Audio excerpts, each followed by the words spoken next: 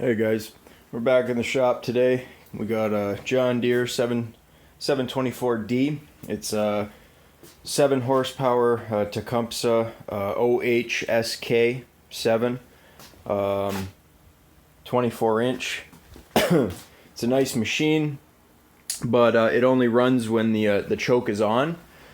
So basically, it's not getting enough fuel. When you close the See if I can get a shot for you guys. When the choke is closed like that, and the plate in there is all the way closed, it creates more suction because there's less air going in, so you get a rich mixture. And if it only runs when the choke is on, that means that your main jet, or one of the main passageways in your carburetor here, it means that it's clogged up, it's got some dirt in it. So we're gonna have to go ahead and clean that. And I just wanted to point out that we have a little bit of oil. I got the light on here. A little bit of oil on our overhead valve cover. And if you look underneath, there's oil all over the linkage here. See if I can get it to focus for you guys. And there's a little drop of oil right there that I put my finger in just to make sure it was oil. So I believe that we have either the gasket on the overhead valve cover is leaking, or, well, I don't believe it's a head gasket. Here's our head gasket, and I don't think, if I can get right in there, there's no oil coming out of there. It looks more so from this area. So I think it's just an overhead valve cover. The gasket on this leaking here. That's an easy fix. They're super cheap. Or it could just be that these bolts have come loose. But we'll make sure the proper torque is on there, and we'll do that after we get this carb cleaned. We're gonna take the muffler off, starting with these two bolts. I believe they're 7/16, and this one right here, and I believe that one's 1/2 inch. Okay, so we got the muffler off. It was just those two bolts there and this one here. Sorry if the camera's not focusing. It's because I have the flashlight on it. We're gonna go ahead and remove these two bolts right there from the engine. I'm using just a rigid impact gun. I think it's like 18 volts or something like that, and I got a 3/8 socket on there with a little extension just to get into some hard to reach areas and whatnot. But you can go ahead and just use a ratchet, or even a Phillips screwdriver, but I don't recommend that unless it's your last resort, because you can strip them quite easily. Now would be a good time, once you get the muffler off, to take some pictures for yourself. If you're not familiar with small engines, you want to take a picture of something like that. That little linkage there, if you take that all apart, you go to put it back together, you might not remember that linkage went into the second hole and not the first one. So something like that could be a difference of does it run good or does it run great? Maybe it doesn't run good at all. Also, I'm going to take a look at that throttle position screw, because that looks like it's screwed all the way in, and I'm not sure if that's factory. It sure doesn't look like it, but everything else seems to look okay. It's probably just a case of some bad gas, maybe some dirt got into the fuel tank. Because at the end of the year, a lot of people don't believe me that they say, well, how can I get dirt inside of a snowblower gas tank, the fuel tank here? Well, it comes out of your jerry cans. So when you're filling up your jerry cans during the summer, the fall time, when there's leaves and stuff, you're pulling the cap off, maybe a little spider goes in there. I've seen ticks inside of the bottom of jerry cans.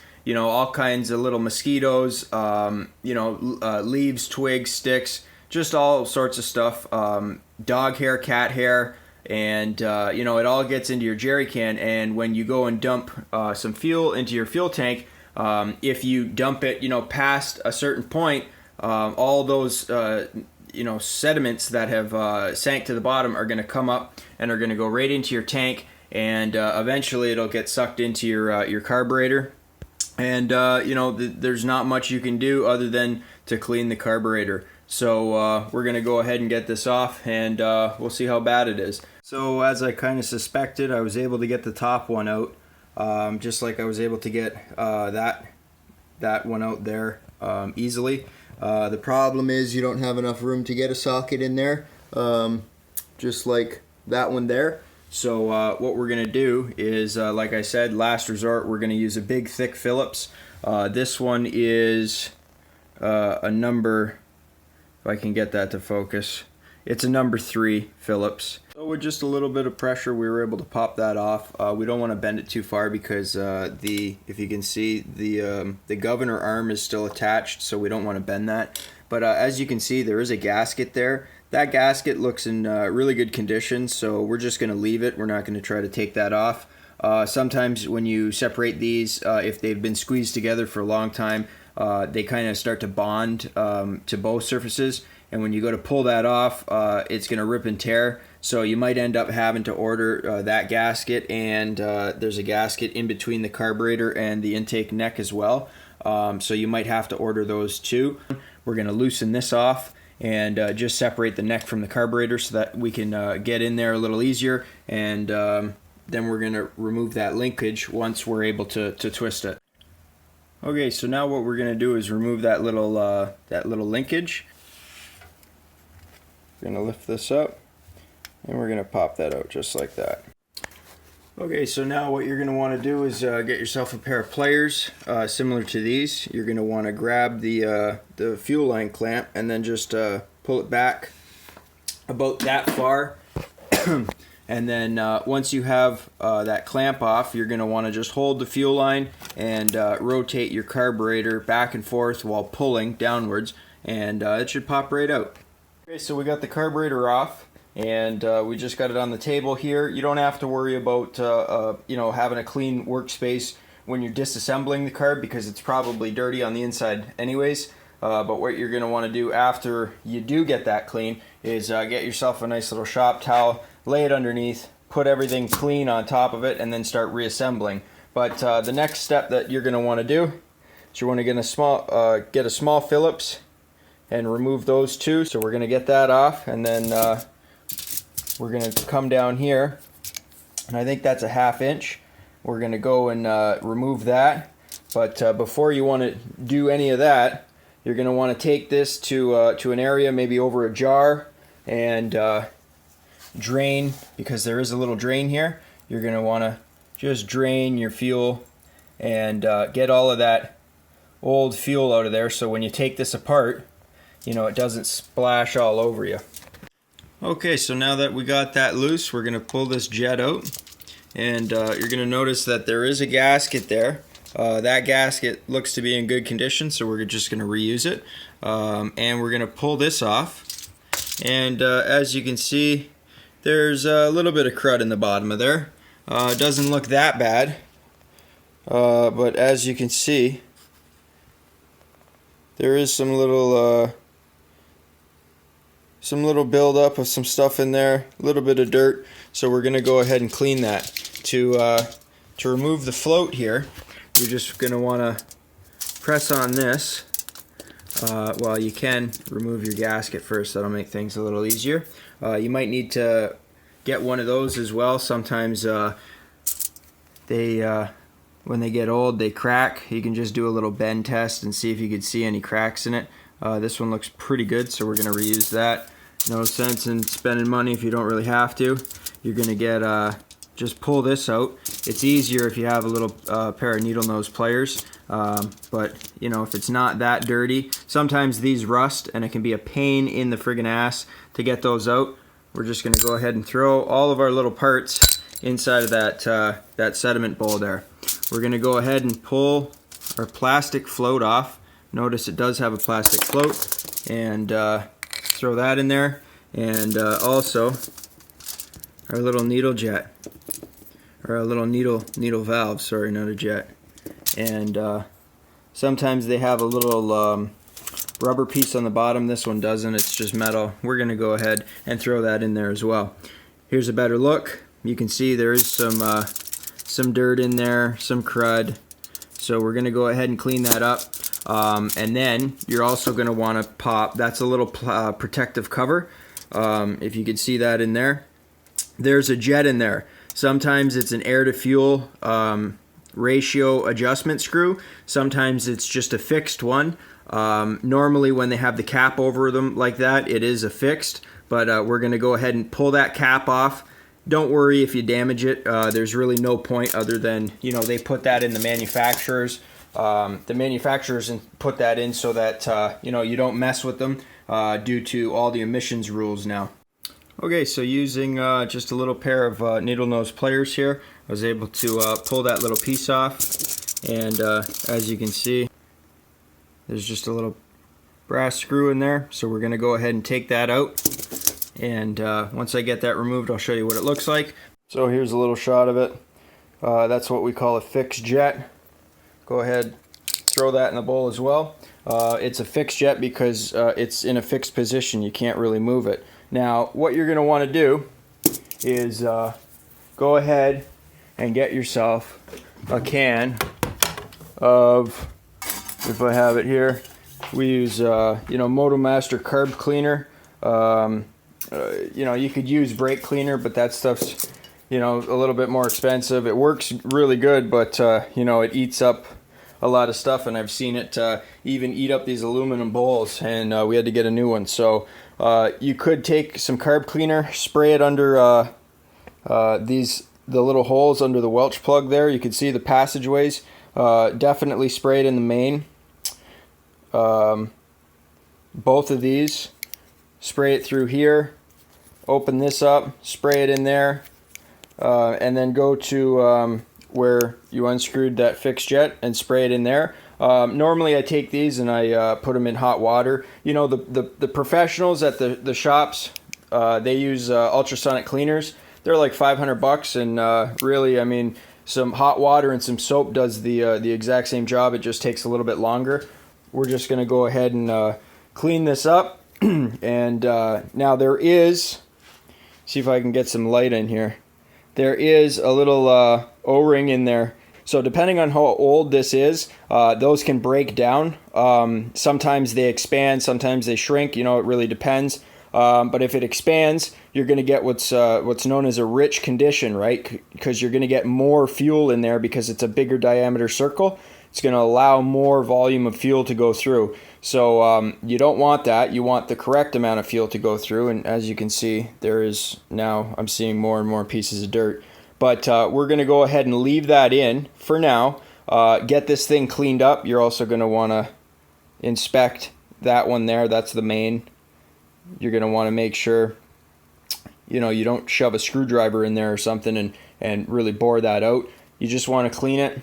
You know, if you got the can of this, it's got the spray nozzle. You could jam that in there, give it a squirt, and afterwards, I use a compressor with you know, the little spray nozzle on it, just to dry it out. Make sure there's no water or carb cleaner left in it. And if you're spraying this way, in from where the fuel comes in, what you want to do is just put your finger over this because you know, you don't want that little O-ring in there to shoot out if you don't plan on buying a carb kit. And you know, in this case, I don't think we're going to have to. The sediment bowl gasket, that's the sediment bowl here. That gasket, the little gasket over the main there, and that little O-ring in there. Everything looks okay. So what we're going to do is, like I said, just go and take it in some hot water with some dish soap, scrub it up, and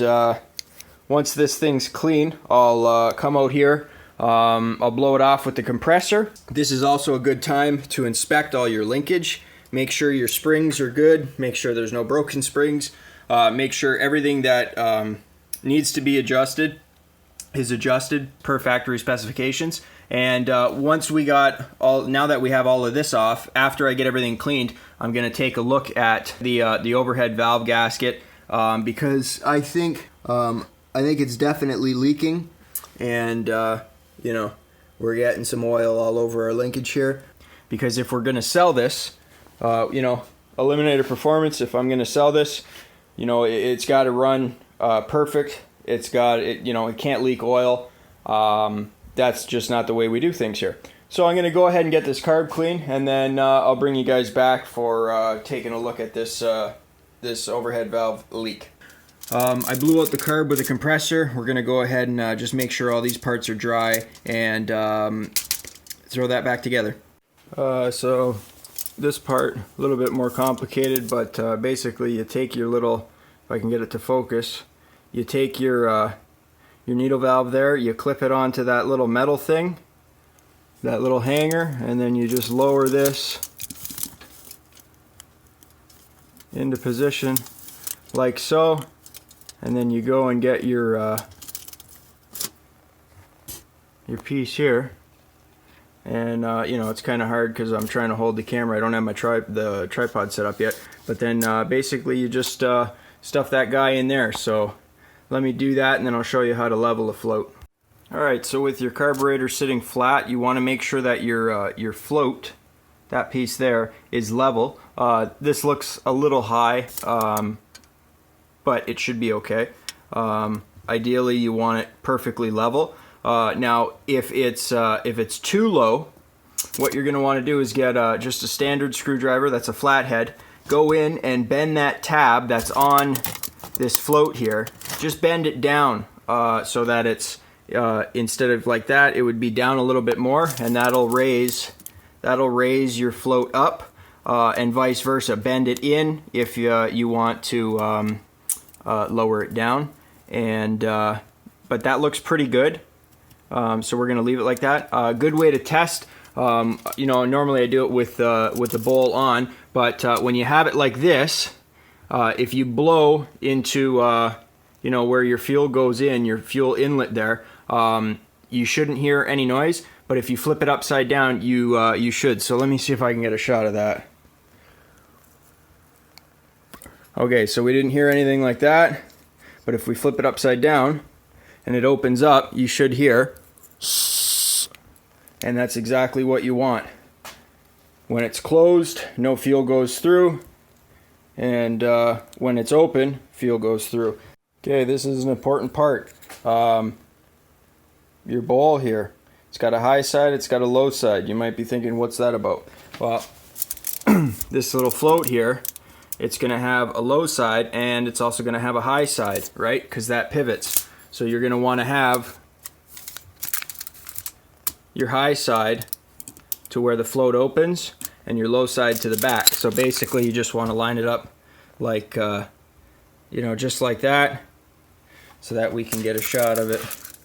Maybe like this, so that the low side's at the back, and go ahead and put that straight down, and then we'll go and get the jet screwed in tight, get the fixed jet in there, and then we should be good to go. Okay guys, so I went ahead and pulled those nuts off. Those are 7/16, and these are on studs. So when I went to unscrew them, it started to unscrew the stud as well, but that's okay because we're going to pull that off anyways. These two down here I believe are 3/8, and because, you know, they have elongated studs and you got to get at the nuts, I'm using extension sockets, so they're a little bit longer, and I'm going to go ahead and get these loose, get these undone here, and we're going to go ahead and pull that off. Just be careful because your overhead valve breather tube is here. That runs down in there and then comes back out here. I just want to have a look at the gasket underneath. Like I said, it's not the head gasket, which is good, means the cylinder head doesn't have to come off. It's just the overhead valve gasket that's looks like it's leaking, and it's spitting oil up all around here and down there where I showed you guys before. So I'll go ahead and get these undone. We'll pull that off, and then we'll have a look at the valves and whatnot. And while we're there, you know, we might as well shim the valves, and I can show you guys how to do that. Make sure everything's within spec. I'll pull up a manual. Again, it's John Deere 724D, right from the manufacturer. Type in OHSK7.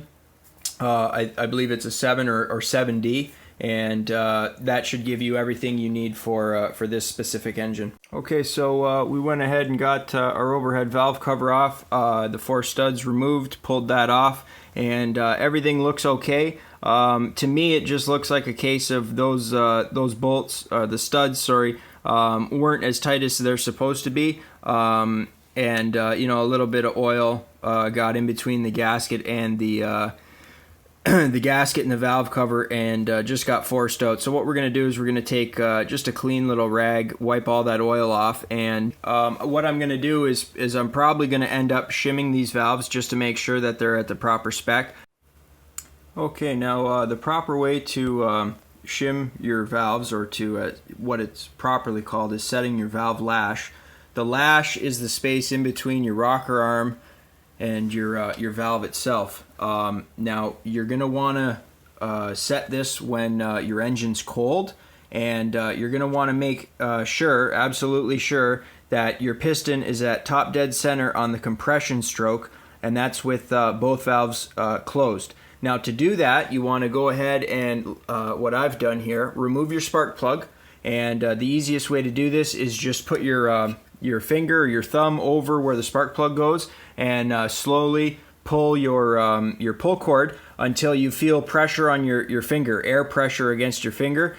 You want to then you can use you know, a little screwdriver or something. Just put it straight down so that you know your piston is at the point of top dead center. That's all the way up that it can go. Once you have it there, then you can take your shims, and we just got a set like this. Power belt, they're cheap ones. They're from, what is that, Princess Auto there. And I've checked on Tecumseh's specifications for an OHSK70. That's for the 7-horse engine, and their specification is 0.04 of an inch on both the intake and the exhaust. Okay, so now that we have our piston at top dead center on the compression stroke, I'm going to go ahead and take my my feeler gauges, and this is 0.04 of an inch, and we're going to put it in between the rocker and the valve, and as you can see, that's very loose. So what we're going to do is we're going to go ahead and tighten these up a bit. Now how to do that, we're going to put a wrench on this, we're going to undo that, we're going to loosen this nut off just ever so slightly. We're going to tighten the Allen key head right there, and then we're going to go and tighten this nut back up. And this nut here is your lock nut. That locks everything so that can't move, so that it won't loosen off, and it won't tighten up. Well, they loosen off over time, and that's why there's you know, as much gap as there is. You can see in both of them, they're quite loose. So I'd like to get them a little bit more tightened up, and that shouldn't be a problem. Like I said, we're going to loosen that off. We're going to tighten that up. We're going to tighten back the lock nut, and then we're going to test it again, and you guys are going to see you don't want it really tight. Like, you don't want to have to struggle to put it in there. What you want is just snug, and you'll see what I mean just by, I'm going to give it just a little pull, and there'll be a little bit of resistance on it, and that's exactly where you want it. So, okay, so to adjust these, we're going to be using an 11 millimeter wrench just to loosen the locking nuts, and we're going to be using a 3/16 Allen key. Why are we using imperial and metric? I don't know. It's a John Deere. Sometimes stuff's metric, sometimes it's imperial, so you kind of got to get used to that, especially living in Canada. Half the people want to use metric, half the people want to use imperial, so you know, you're going to run into stuff like that. But basically, you know, if you never know, just make sure that it fits tight and snug. You don't want to have something loose like a socket or an Allen key and then end up stripping one of your nuts or your bolts. because that would be bad. Now, I don't know if I'm going to get this to focus, but if you can see this, I'm giving that a little pull. That's obviously a little too tight, and I want you guys to see how little I loosen this off. Just that much, and you can already see that's a bit too loose. So that's a big difference just by, like, that's not even a 1/16 of a turn, guys. And you can see that, you know, it's either too tight or it's too loose. So you're really gonna have to go easy on this. And like I said, you just want to have it snug. You just want to have it to the point where you give it a little pull and it starts to come. And right there, that should be about good. So I'm going to go ahead and hold that in the position that it's in and tighten that lock nut up. And then once we got that done, we're going to go ahead and check it again just to make sure everything's good. Again, it's 4/1000 of an inch on the intake and the exhaust. You know, you can always redo this. You know, it's not that much work to pull a valve cover off. You know, if you rip a gasket, so what? It's a couple bucks at your local parts store.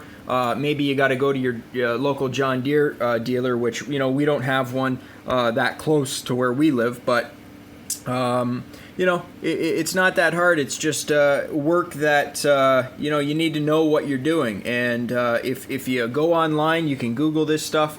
You know, you can watch my videos, and I'll try to help you guys out as much as I can, so that you don't have to spend the big bucks at the repair shops. And who knows? Maybe you could do it yourself, learn a thing or two, and hopefully save some money, and maybe even teach somebody else along the way. But I wiped that off. I got the gasket and all the parts over here. I'm going to end up putting some anti-seize on the muffler bolts, but we'll get to that in a minute. Okay, so as you guys can see, it's a little bit tighter now. That's exactly what we want. We got the same on both sides, 4 thou on intake and exhaust. So we'll go ahead and grab the gasket and pop the overhead valve cover back on, hook up the overhead valve breather tube, and tighten up those the studs, and get that plate back on so we can mount it for the hanger bracket, I guess, for your chute here. So we'll go ahead and do that, and then I'll bring you guys back. You guys remember, it goes gasket, overhead valve cover, then this plate, then the studs, then this, then the nuts on top of there. What I did was I just once I got the gasket on and I put the overhead valve cover, I put these the small 3/8 studs in first, just to locate everything, so that we don't tear our gasket when we put everything back together. And we'll get to the spark plug next. That's going to be set at 30,000th. Okay, so we got the spark plug here. I went and cleaned it up on a wire wheel, and I gapped the plug gap to 30,000ths of an inch. Now this is an Autolite. It's kind of bright with the camera. This is an Autolite 403. Now, if you go onto Google, just type in Autolite reference.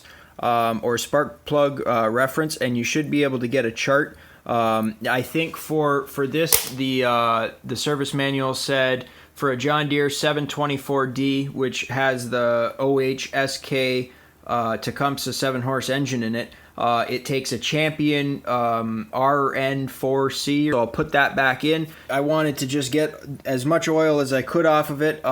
It is fall time, and we got our hoses disconnected outside.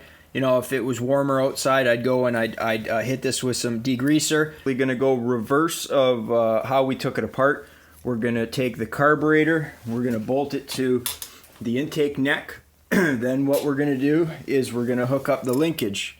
Because if you do everything else and you bolt up the carb and the neck onto the engine, you won't be able to rotate it to get that little hook in. Get the fuel line hooked up with the clamp on, bolt it up to the engine, and then we could put the muffler back on.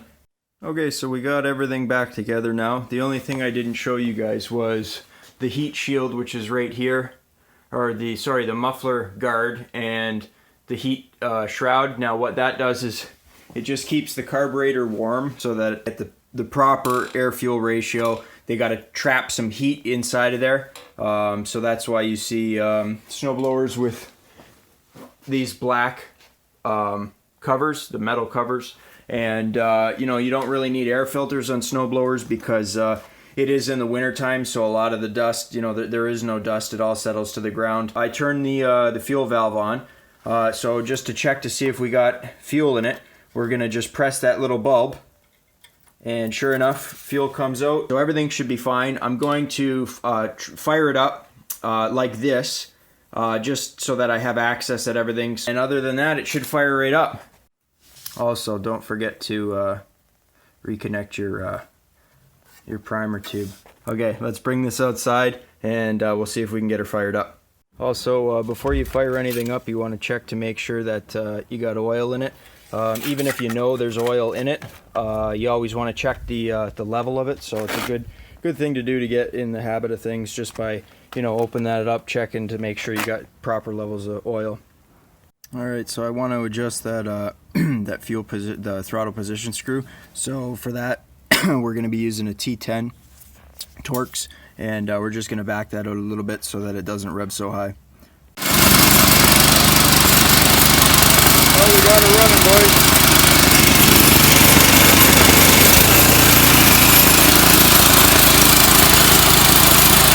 It runs good.